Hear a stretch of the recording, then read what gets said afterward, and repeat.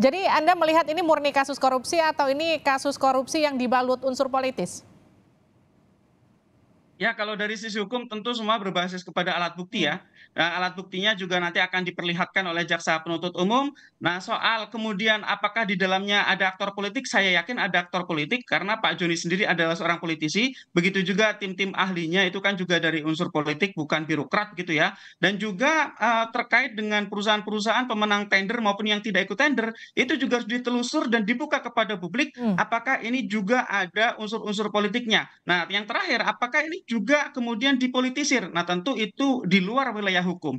Bahwa kemudian kasus ini akan diseret untuk keuntungan-keuntungan politik, tentu itu sudah bukan merupakan jangkauan dari wilayah hukum. Oke. Secara hukum yang harus dilakukan oleh kejaksaan adalah membuktikannya di depan persidangan, Mbak Livi. Kalau tadi Anda mention seolah-olah ada pihak-pihak yang untouchable, nggak bisa tersentuh di kasus ini, artinya kalau menurut Anda apakah potensi tersangkanya cukup di 8 orang ataukah ada terbuka potensi orang lain?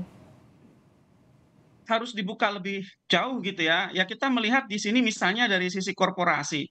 Korporasinya saja belum ditangani oleh kejaksaan. Padahal kalau kerugian keuangan negaranya sampai 8 triliun, tentu itu kan uangnya mengalir ke korporasi. Tidak bisa hanya dibebankan kepada pengurusnya saja.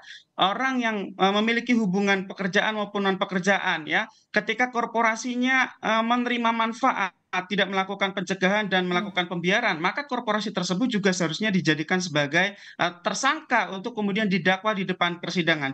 Kenapa? Karena tujuan utama dari upaya pemberantasan korupsi Hmm. seharusnya adalah aset recovery, mengembalikan seoptimal mungkin kerugian keuangan negara Oke. yang telah hilang. Nah, itu hanya bisa dipenuhi oleh korporasi karena korporasilah yang punya kekayaan yang cukup untuk mengembalikan kerugian keuangan negara tersebut. Pak Tapi Zainur, sekali kalau lagi, dari dirunut dari PPPU perjalanan kasusnya ini ada potensi kemudian masuk ke pasal pencucian uang nggak? pasti.